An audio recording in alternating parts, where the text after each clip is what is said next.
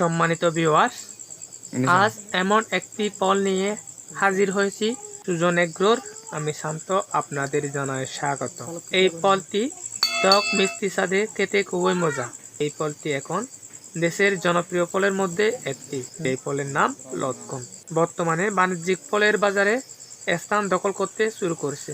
এই ফল খেতে শুধু মজা তা কিন্তু নয়, এই লটকন ফলের মধ্যে বেশ উপকারিতা রয়েছে, যার মধ্যে ভিটামিন সি সমৃদ্ধ বিভিন্ন রোগ নিয়ন্ত্রণে বেশ উল্লেখযোগ্য অবদান রাখে।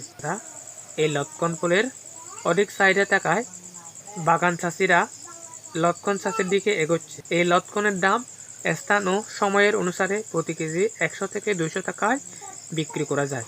এই হিসেবে একটি গাছ থেকে 5 থেকে 15,000 টাকা আয় করা সম্ভব, যা অন্য ফল গাছ থেকে আয় করা সম্ভব না।